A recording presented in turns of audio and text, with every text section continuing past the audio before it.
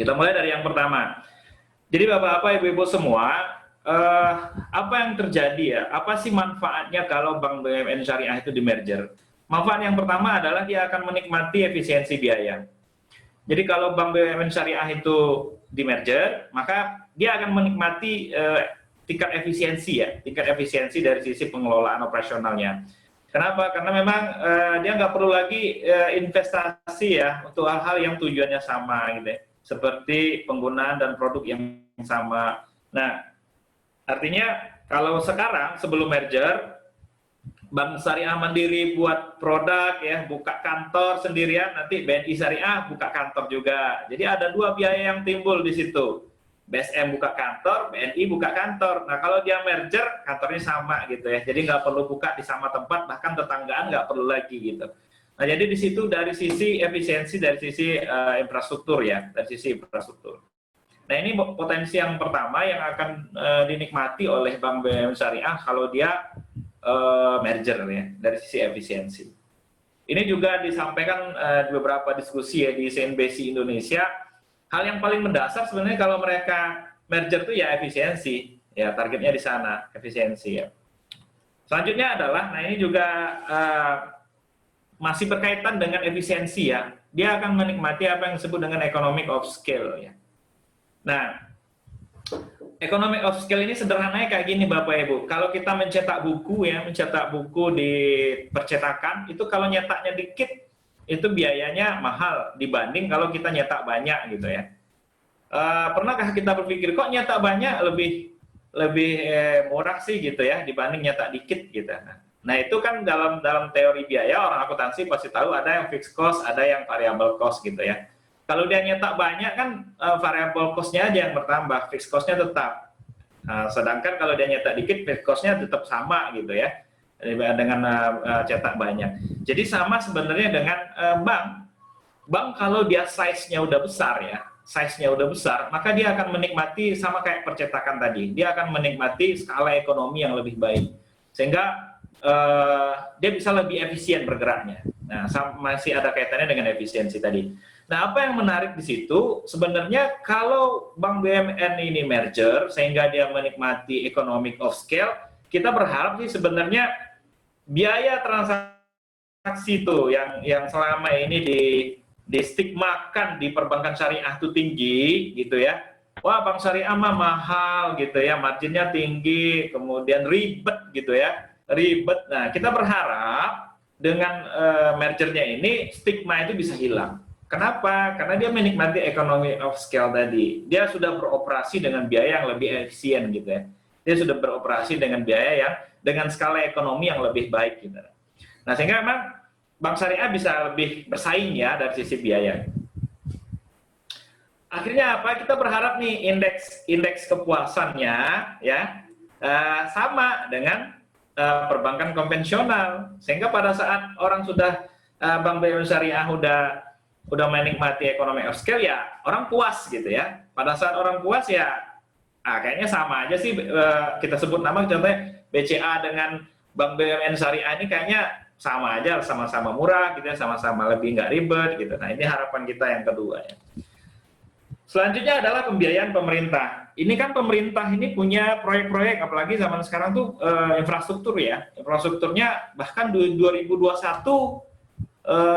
kata beberapa analis ekonom alokasi APBN untuk pembiayaan infrastruktur itu lebih besar dari COVID ya. Nah, itu salah satu dikritisi oleh banyak orang ya. Kok kayaknya kita nggak serius nih mengatasi COVID ya. Masih serius masalah infrastruktur. Nah itu hal lain lah ya. Tapi di sini proyek-proyek infrastruktur itu kan selama ini Bank Syariah tidak terlalu mengambil peran yang penting ya untuk membiayai proyek-proyek seperti itu.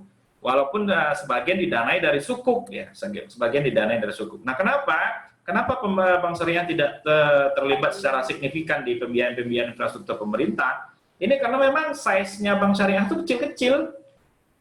BSM yang paling besar tadi asetnya 114 triliun itu ya masih kecil gitu ya, modalnya nggak kuat, modalnya cuma 9 triliun, sedangkan proyek-proyek infrastruktur itu ratusan triliun ya, ratusan triliun. Nah dengan mergernya Bank BUMN Syariah ini diharapkan dia bisa mengambil peran penting dalam proyek-proyek pemerintahan, ya, pembiayaan pemerintah yang skalanya udah sangat besar gitu ya. Sehingga apa? Karena modal kecil, karena modal Bank Syariah kecil ya, selama ini Bank Syariah bermain di mikro dan konsumer ya, di mikro dan konsumer. Nah, kita berharap nanti kalau dia merger, ini Bank Syariah BUMN ini bisa mengakses ya, bisa mengakses ke proyek-proyek besar ya, proyek besar pemerintah. Setidaknya ya berbanding sama lah dengan bank konvensional gitu ya. Nah, selanjutnya ini sudah sama-sama kita ketahui market share ya. Dengan merger nanti kita berharap market share Bank Syariah ini benar-benar double digit gitu ya. Bapak Ibu perlu Bapak Ibu ketahui ya. Bank Syariah kita ini dimulai tahun 92 ya oleh Bank Muamalat. Ini ada Pak Ahmad di sini. Pak Ahmad ini di Bank Muamalat Pusat ya. Ini sampai sekarang tahun 2000 ya. 2020 ya kurang lebih hampir sudah 30 tahun ya, 28 tahun lah ya, 30 tahun.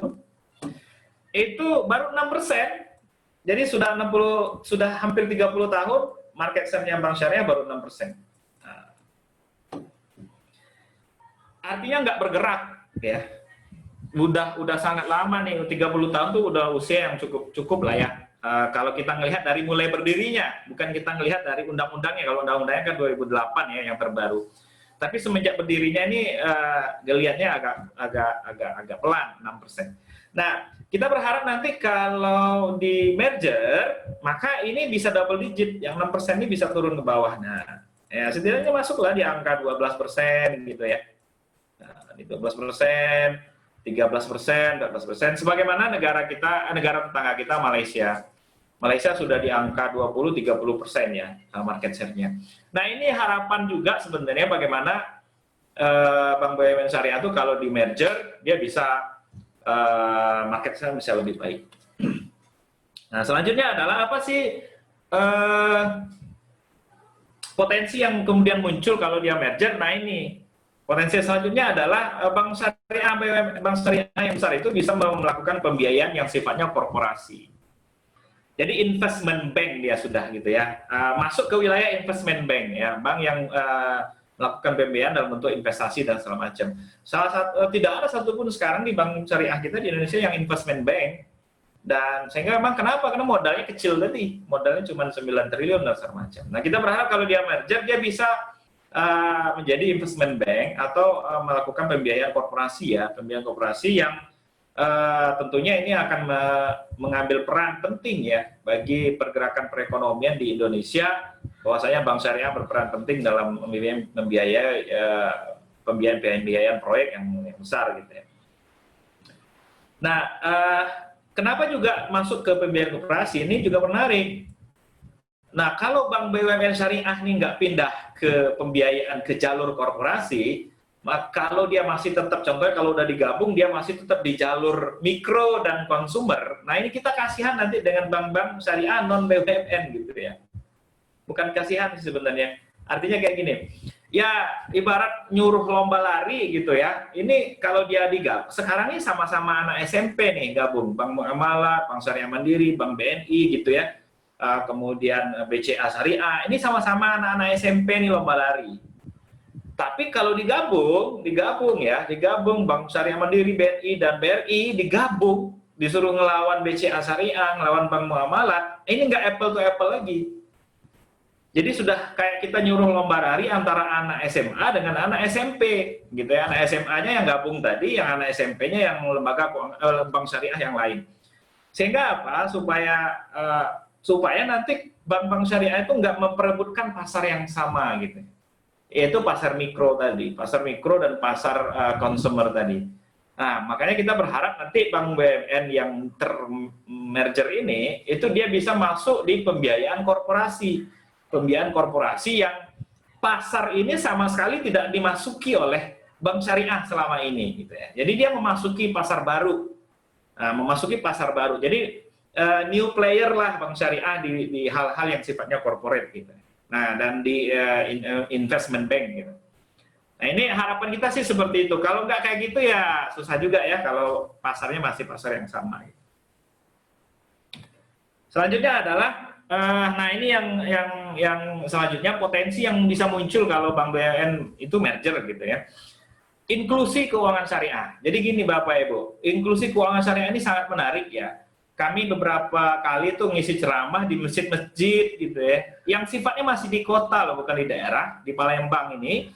Itu kalau kita bicara tentang bank syariah masih banyak yang nggak tahu ada ya bank syariah itu. Kemudian kantornya ada apa di Palembang? Nah itu kan pertanyaan-pertanyaan yang menurut saya sangat-sangat mendasar ya. Apakah ada kantor bank syariah di Palembang? Nah itu pertanyaan luar biasa gitu ya. Nah, maka oleh karena itu, kenapa itu terjadi? Karena keuangan syariah ini masih eksklusif gitu ya. Makanya kita penting melakukan inklusivitas terhadap keuangan syariah. Sehingga apa? Bank BUMN tadi itu kan kalau gabung modalnya besar, kantor cabangnya banyak, akses operasionalnya efisien, maka kita berharap dia mampu menciptakan inklusi keuangan syariah ya. Dalam bentuk mampu menjangkau dan memberikan layanan yang lebih jauh dan lebih dalam kepada masyarakat hingga ke daerah-daerah di pedesaan yang belum sama sekali tersentuh oleh layanan keuangan syariah. Jadi kalau kita tuh sudah besar, nanti ini terakhir ya. Nah ini terakhir.